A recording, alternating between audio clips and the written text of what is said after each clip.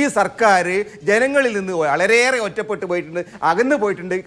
ഒരു അഹങ്കാരത്തിന്റെ ഭാഷയിലാണ് അവർ സംസാരിക്കുന്നത്. ഈ അറഗൻസിനോടാണ് ഇന്ന് ജനങ്ങൾ പ്രതികരിക്കുന്നത്. ഈ അറഗൻസ് ഞങ്ങൾ അംഗീകരിക്കില്ല എന്നാണ് കേരളത്തിലെ ജനങ്ങൾ തുറന്നു പറഞ്ഞത്. ജനാധിപത്യത്തിന്റെ തരിമ്പുമില്ലാത്ത ഒരു ഭരണകൂടം വന്നാൽ ഇങ്ങനെയൊക്കെ ആയിരിക്കും. അവിടെ ഒരു കെട്ടിടം, നല്ല രീതിയിലുള്ളൊരു കെട്ടിടം ഒഴിഞ്ഞു കിടക്കുകയാണ്. അതിൽ സാമൂഹ്യ വിരുദ്ധന്മാർ രാത്രി വന്നിരിക്കുകയാണ്. അവിടെ ഒഴിഞ്ഞ മദ്യക്കുപ്പികൾ കിടക്കുകയാണ് അതിന്റെ വരാന്തയിലടക്കം. ഇനി അതിനൊപ്പം തന്നെ അവിടെ കൂട്ടിരിപ്പുകാർക്ക് തറയിൽ കിടന്നിട്ട് അല്ലെങ്കിൽ തറയിൽ പോലും കിടക്കാൻ ഇടമില്ലായിട്ട് അവർ വന്ന് അവിടെ ഇരിക്കുകയും കൊതുക് തിരി കത്തിച്ചു വെച്ച് ഉറങ്ങുകയും ഒക്കെ ചെയ്യുന്നുണ്ട്. അതായത് സൗകര്യങ്ങളില്ല, പരിമിതികളുണ്ട് എന്നതിനപ്പുറത്ത് സൗകര്യങ്ങളുണ്ട് എന്നിരുന്നാൽ പോലും അത് പൊതുജനങ്ങൾക്ക് തുറന്നു കൊടുക്കാൻ പോലും ബുദ്ധിമുട്ടുന്ന ബ്യൂറോക്രസി ഇവിടെ ഉണ്ട് എങ്കിൽ അതിനെ നിയന്ത്രിക്കേണ്ടത് ആരാണ്? ഇത് നമ്മൾ ആരോട് ചോദിക്കും? ഈ കെട്ടിടം എന്ന് പറയുന്നത് ജനങ്ങളുടെ പൈസ മുടക്കി ഉണ്ടാക്കിയ ഒന്നാണ്. അതവിടെ പൂട്ടിയിട്ടിരിക്കുകയാണ്. ഇനി ഏതെങ്കിലും കാലത്ത് തുറന്നു കൊടുക്കും. അപ്പോഴത്തേക്കും അതിന്റെ നാശം പരമകോടിയിലെത്തിയിട്ടുണ്ടാകും. ഈ നിലയ്ക്കുള്ള കൃത്യനിർവഹണ പ്രശ്നം ഉണ്ടാകുന്നത് എങ്ങനെയാണ്? ഈ നിലയ്ക്കുള്ള ഉത്തരവാദിത്ത രാഹിത്യം ഉണ്ടാകുന്നത് എവിടെ നിന്നാണ്?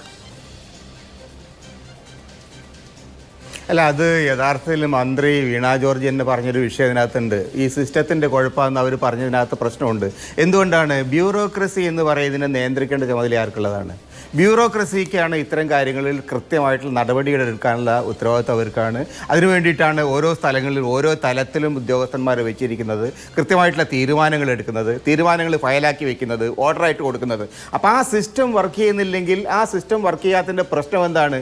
അതിൻ്റെ മുകളിലുള്ള അത് വർക്ക് ചെയ്യിപ്പിക്കേണ്ട, അതിനെ മാനേജ് ചെയ്യേണ്ട, അതിനെ തിരുത്തേണ്ട, നിയമപരമായിട്ടെങ്കിൽ നിയമപരമായിട്ട്, ഭരണപരമായിട്ട് തിരുത്തേണ്ട പൊളിറ്റിക്കൽ ലീഡർഷിപ്പിൻ്റെയാണ് ഉത്തരവാദിത്വം. ഭരണനിർവഹണ വിഭാഗത്തിനാണ് ഉത്തരവാദിത്വം, സർക്കാരിൻ്റെയാണ് ഉത്തരവാദിത്വം. ആ ഉത്തരവാദിത്തത്തിൻ്റെ പ്രതിനിധികളായിട്ട് ജനങ്ങളുടെ മുമ്പിൽ വരുന്നത് ആരാണ്? ജനപ്രതിനിധികളായിട്ടുള്ള ആളുകളാണ്, മന്ത്രിമാരാണ്. അപ്പോൾ ഈ മന്ത്രിമാരെ സംബന്ധിച്ചുള്ള അവർ പിന്നെ ഇങ്ങനെ വർത്താനം പറയേണ്ട ആളുകളല്ല. അവർ ഇത്തരം കാര്യങ്ങളെക്കുറിച്ച് കൃത്യമായിട്ട് നിലപാടുകൾ എടുക്കുകയും ഭരണപരമായ കാര്യങ്ങളിൽ പിഴവുണ്ടോ എന്ന് നോക്കുകയും ആ പിഴവുകൾ തിരുത്തുകയും ഉത്തരവാദികളായവർക്കെതിരായിട്ട് നടപടിയെടുക്കുകയും വേണ്ട ആളുകൾ, പുതിയ ആളുകൾ കൊണ്ടുവരികയും ഇത്തരം കാര്യങ്ങൾ അവർ ചെയ്യണം.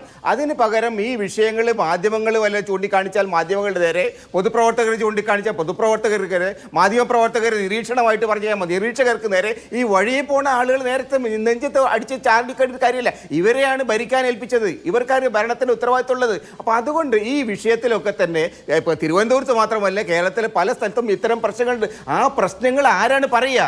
ആ പ്രശ്നങ്ങൾ പറയാൻ മന്ത്രിക്ക് നാടുകളെ അന്വേഷിച്ചെടുക്കാൻ കഴിയില്ല. അത് പറയാൻ ഉത്തരവാദിത്വം അതുമായിട്ട് ബന്ധപ്പെട്ട മാധ്യമങ്ങൾക്കുണ്ട്, മാധ്യമ പ്രവർത്തകർക്കുണ്ട്, പൊതുസമൂഹത്തിനുണ്ട്, ഈ കാര്യങ്ങൾ അനുഭവിക്കുന്ന ആളുകൾക്കുണ്ട്.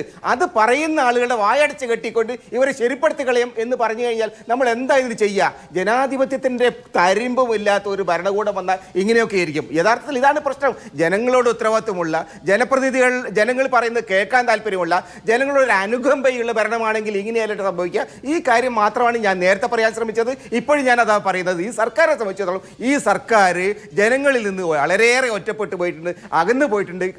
ഒരു അഹങ്കാരത്തിന്റെ ഭാഷയിലാണ് അവർ സംസാരിക്കുന്നത്. ഈ അറഗൻസിനോടാണ് ഇന്ന് ജനങ്ങൾ പ്രതികരിക്കുന്നത്. ഈ അറഗൻസ് ഞങ്ങൾ അംഗീകരിക്കില്ല എന്നാണ് കേരളത്തിലെ ജനങ്ങൾ തുറന്നു പറഞ്ഞത്. അതുകൊണ്ടാണ് നേരത്തെ മുഖംമൂടി വെച്ച് ഞാൻ ചോദിച്ചു, കാർട്ടൂൺ പോലുള്ള സംഗതിയാണ്. പത്രങ്ങളിൽ കാർട്ടൂൺ വരണ്ടെന്നൊക്കെ ഇനി പറയാൻ പറ്റുമോ? കാർട്ടൂൺ പോലെ തന്നെ ഇത് സ്ത്രീ ആയാലും പുരുഷനായാലും അധികാര സ്ഥലത്തിരിക്കുന്ന ആളുകളെ വിമർശിക്കുക എന്നുള്ളത് മാധ്യമങ്ങളുടെ ചുമതലയാണ്, പൊതുസമൂഹത്തിന്റെ ചുമതല. അത് മാത്രമാണ്. ഞാൻ അവസാനം പറഞ്ഞതിനോട് ബഹുമാനപൂർവ്വം വിയോജിക്കുന്നു. അത് ഞാൻ ഡോക്ടർ ജിൻഡോ ജോൺ പറഞ്ഞപ്പോഴും പറഞ്ഞു. ഒരാളുടെ ആരോഗ്യാവസ്ഥയുമായി ബന്ധപ്പെട്ടുള്ള പരിഹാസങ്ങൾ ഒഴിവാക്കുക എന്ന് പറയുന്നത് മനുഷ്യത്വപരമാണ് എന്നുള്ളതാണ് എൻ്റെ പക്ഷം.